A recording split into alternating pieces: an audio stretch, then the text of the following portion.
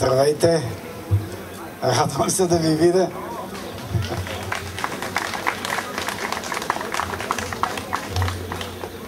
Да почнем от там, че само едни 4 години имаше, когато Доган не беше на власт и не прилагаше така наречения си етнически модел в България.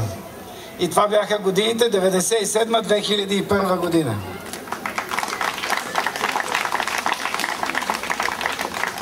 Да кажем след това, че само тогава в Кърджали имаше кмет, който се грижеше за абсолютно всички и не прилагаше никаква дискриминация.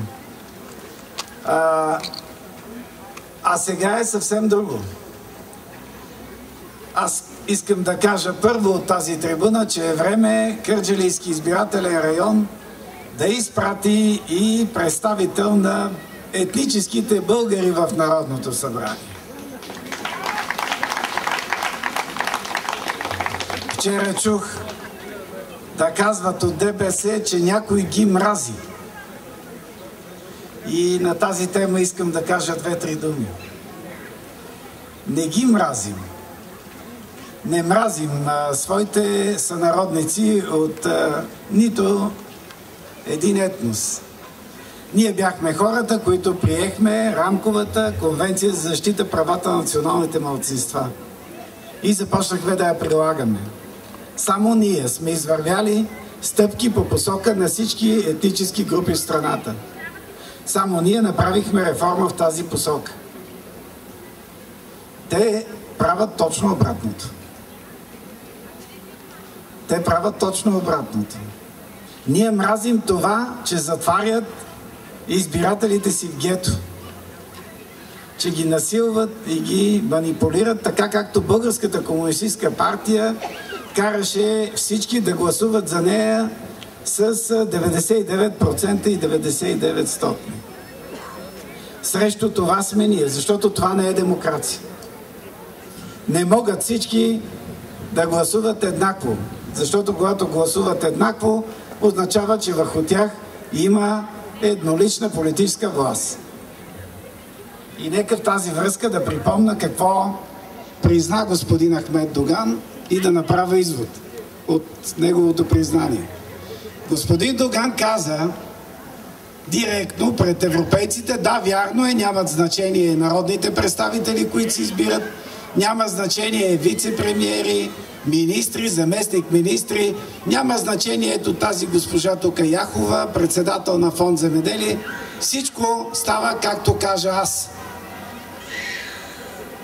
По този начин той направи самопризнание по отношение на обвинението, което Европейския съюз отправя постоянно към България и което сочи като причина за посочването на нашата страна като най-корумпирана и управлявана от мафия.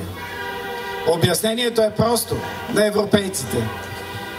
При вас политиците се разправят с парите, те решават къде да отидат. И парите на българите, и парите на европейските данъкоплатци. Това е корупция, казват те. Веднага след тези самопризнания на господин Доган, от БСП казаха следното: Доган не трябва да бъде в следващото управление. Не трябва да бъде нито Доган, нито Атака. Защото и Доган, и Атака нямат нищо общо с европейския ни път. Защото и едните, и другите сочат пътища, по които България не може да тръгне. Не може да тръгне по пътя на етническа нетолерантност, не може да тръгне по пътя на корупцията и вкарването на мафията във властта. Не може да тръгне по тези пътища. Трябва да е съвсем ясно кога, и го казвам на всички тук, кога България ще се оправи. Когато всички останали политици кажат: без Атака и без Доган. Без тези практики, без тези политики. Иначе България ще остане в това блато, в което се намира. И накрая няколко думи за лъжата в политиката. БСП и Симеон Сакскобургготски превърнаха Доган в това, което той е. 2000-та година, или по-скоро 1999 година, когато аз нареках ръководството на ДПС проклятие за България, имах предвид следното, че те са политическото лице на завещаната от Жан Виденов мафия. Тогава тя се казваше Мултигруп. И нейният лидер беше Илия Павлов. Последствие убит и заместен от хора от върхушката на ДПС, може би от самия Доган. Това е причината ние да сме срещу този модел, който Доган създава в България. Това не е демокрация, това е престъпност. Казахме го и в обращението вчера. Ето защо ще воюваме категорично с тях. Ще воюваме до край, защото ако се тръгне по пътя, по който те влачат България, просто няма да има европейско бъдеще за никой. Включително за етническите турци, за българо-мухамеданите, за българските роми. За никой няма да има европейско бъдеще.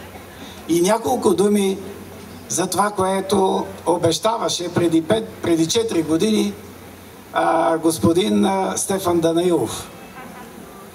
Стефан Данаилов казваше, че всеки глас за БСП е глас срещу Доган. Така ли беше? Оказа се, че всеки глас за БСП е глас за Доган. Защото какво прави ДПС в това управление? Нали БСП може да управлява само с НДСВ? Защо не управляваха само с НДСВ? Защо след като имаха достатъчно гласове, над 130 гласа, защо не направиха правителство и не управляваха страната? Какъв е отговора на този въпрос? Основната цел е бил Доган да бъде в правителството, за да може ДПС да подкрепи господин Първанов да бъде преизбран за президент. Най-голямата и така да се сключи най-голямата, най-непочтената, най-мащабната политическа сделка под сянката на политическата корупция. Това стана преди последните президентски избори. Вие отивате във властта и се нареждате около тавата с баницата или с баклавата, а аз ставам президент на страната. Ето с какво лъжат тук Българската социалистическа партия. И искам да кажа още нещо, което ме заболя онзи ден, което видях. И се чудя защо не се намери журналист тук, който да каже, че не е редно господин Стефан Данаилов да подарява, т.е. да прави с чужда пита помен, подарявайки осветената църква Свети Йоан Предтеча на Българската православна църква, защото тази църква е осветена от дядо Арсений, покойният пловдивски митрополит. Тази църква си е църква. Тя е на разположение на Българския Свети Синод. И в този смисъл, само заради едни избори,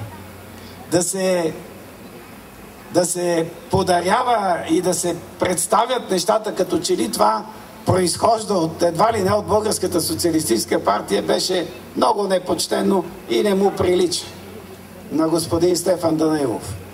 Не му прилича, както и на лъжа, която изрече. Няма да позволим тук да се повтори драмата на Северно-Турската република Кипър. Никога няма да стане това нещо в Кърджалийския район. Искам това хората поне да бъдат спокойни. И така, гласувайте за истинските демократи. Гласувайте за хората, които виждат бъдещето в страната, които ще върнат България достоинството и ще я върнат на европейските реформи. Подкрепете Синята коалиция. Благодаря ви.